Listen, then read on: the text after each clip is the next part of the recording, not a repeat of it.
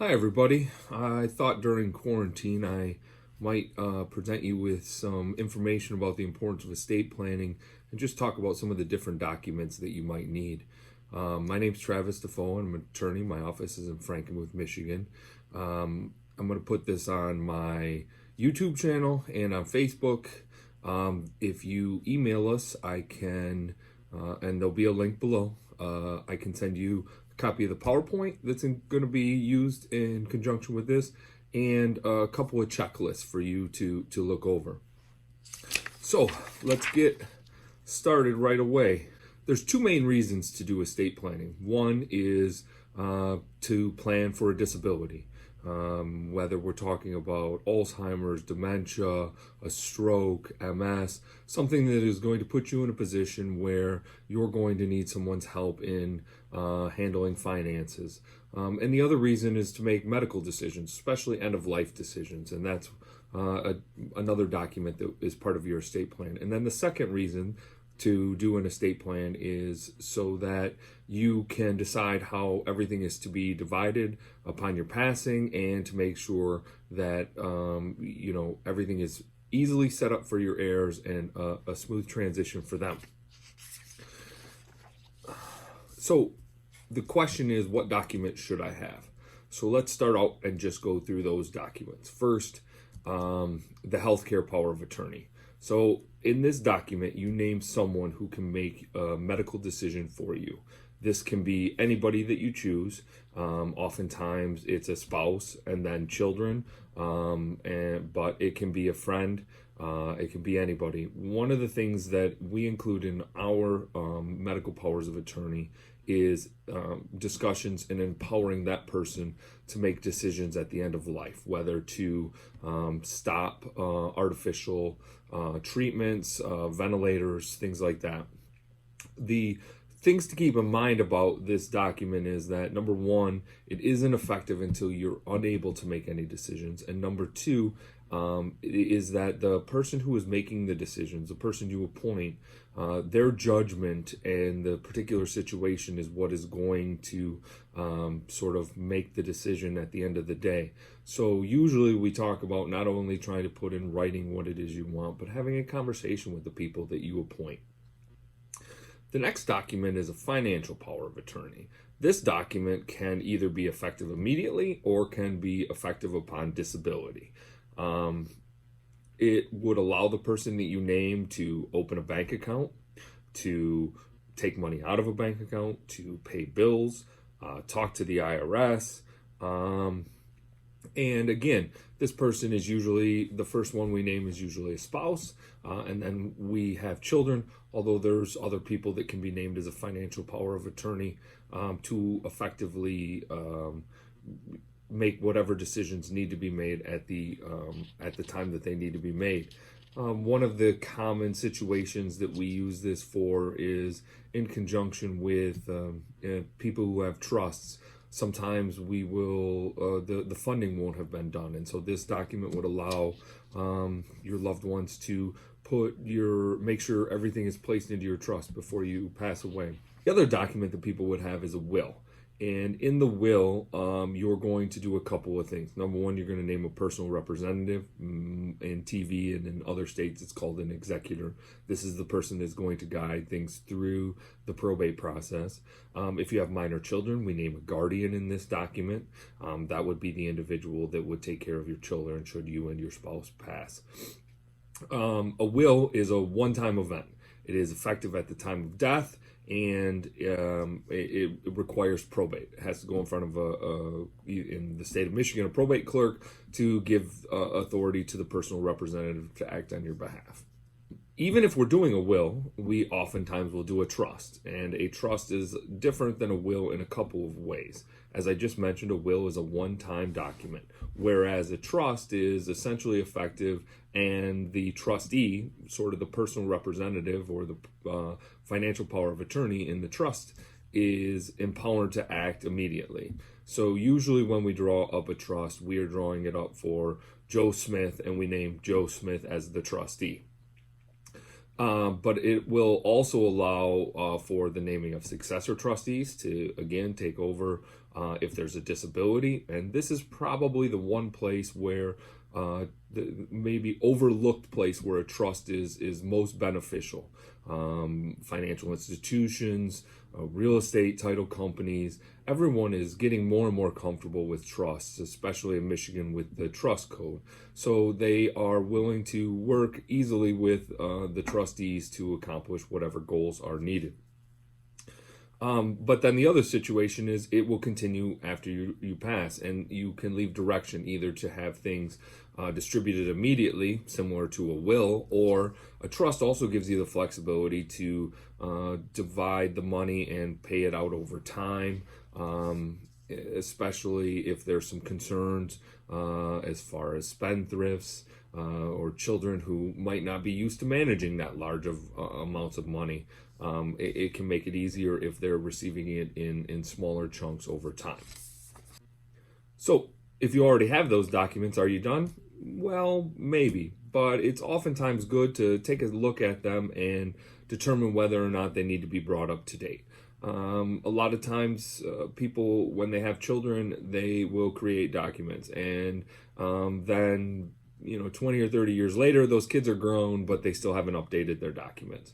So if you did your documents when your children are minors and they're no longer minors, that's probably a good reason to take a look at whether or not some changes need to be made or the documents need to be updated. And one of the other reasons might be the people that you named as trustees, personal representatives, financial powers of attorney, medical powers of attorney. Maybe they don't live in the area anymore. Maybe they've passed away. Maybe you now want to have your children instead of them named. Any of those reasons would justify potentially redoing them. The other thing is that, honestly, Michigan law, especially as it relates to trusts, had a major change in 2010 with the advent of the Michigan Trust Code. It's not that the trust code would render trust prior to that time completely ineffective. It's just that there are certain things that we can do now that maybe we couldn't do before, or things that are more straightforward than they used to be. One of the other things is that the estate tax with the federal government is now pretty high. So for an individual, it's $11 million.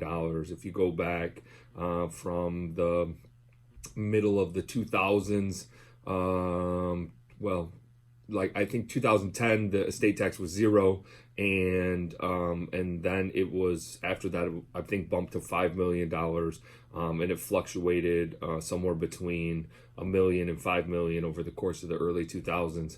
And a lot of people did what are known as AB trusts, or a credit shelter, or not a credit shelter trust, but a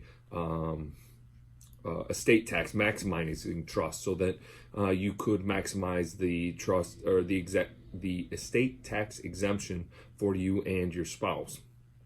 These are no longer really needed, depending on the size of your estate. Obviously, bigger estates, it may make sense to still have them. But if you're under $5 million, you probably don't need them, because with the estate tax exemption at 11 doubling to 22 million, it's unlikely that you are potentially going to be into that threshold. So it affects a lot less people. But the other big reason is that the IRS passed a regulation that now allows you to merely file a federal estate tax return at the time of the death of the first spouse, and it automatically gives the second spouse a $22 million exemption, or the double exemption. So there's no reason anymore to have the AB trust. Another reason to reevaluate your estate planning documents would be any changes in the life or the life of your children. So maybe you did the estate planning documents when your children, one of your children was married and now they've been divorced, or any other thing that can cause change in circumstance for those children or the people you have named as beneficiaries. The other thing to think about is whether or not you've moved states, whether or not you've gotten divorced, adopted, or had a child, received a promotion, demotion, changed jobs, have additional property. And this is a place where it's probably important to stop and talk a little bit, because with trust, one of the most important things, if you have a trust, is that the trust is funded. And the term funded in this situation means that the items have been placed into the trust. So we're talking about, has a deed been drawn up that transfers your house from Mr. and Mrs. Joe Smith to Mr. and Mrs. Joe Smith, trustees of the Mr. and Mrs. Joe Smith Trust. The other thing, though, that we need to do is to make sure that the bank accounts are either in the name of the trust or have a beneficiary designation on them. And the same would apply to 401ks, IRAs, and other things, other financial accounts. However, there is a caveat in that we generally look on an asset-by-asset basis to determine what is the most effective way to transfer the money from you to your children. So, especially in light of the more recent changes that will limit a IRA or other qualified accounts to a 10-year distribution chain or distribution. It used to be that you could roll them over and they would be able to go on for the life expectancy of whomever the beneficiary was, and that's no longer the case. But nonetheless, we would want to look at who's the beneficiary on that account. Is it the right beneficiary, or do we want it to pass through the trust? And there's other personal property that usually can be assigned to the trust. Land contracts can be assigned to the trust. Other things would, business interests should be assigned to the trust. But basically what we're talking about is just reviewing all the assets to make sure that they're properly titled for your estate plan. Because if they're not properly handled, then the estate plan isn't going to work at all. The trust isn't going to work. We're going to, without a properly funded trust, you're going to need the will, and you're going to have to go through probate, which obviously one of the main reasons I hear people wanting to have trusts is to avoid the probate process. They've gone through it. They didn't find it to be the greatest experience. The bureaucracy of it, the time that it took. Trust can sometimes simplify a lot of those things. And so if your trust isn't funded, frankly, we're back to square one, where we're going to, you had a trust, but we're still not going to avoid probate. So the next thing, so what should you do? Well, again, seeing how we're in quarantine right now, and in Michigan at least, lawyers haven't been deemed essential, and nonetheless, it probably is hard to meet with an attorney with the 6 feet social distancing. So one of the things our office is offering is either telephone consultations, or we can do video conferencing as well, either via Zoom or FaceTime, or we've used Facebook Messenger. There's a number of different ways that we can attempt to connect so that there's more of a face-to-face connection with our clients. And very recently, one of the last executive orders signed by the government now allows us to execute those documents remotely, so that they can be notarized essentially over the same video as we're talking about having that meeting. So I guess the next thing to do would be shoot us an email. My email is Travis, Travis, @frankenmuthlaw.com. And we will send you the documents that you need, whether it be the PowerPoint or the checklists. Just let us know that you're interested, and we will send those to you. If you want to make an appointment, again, you can call our office number, which is being answered still, 989-321-2330, and they can schedule you with an appointment, or schedule you with a quick telephone consultation to see if there is something that we can do to help. So with that being said, I hope this was informative, and I hope everyone continues to stay safe and keep their social distance from everybody else until this is over. But please let us know if there's anything we can do to help. Thanks.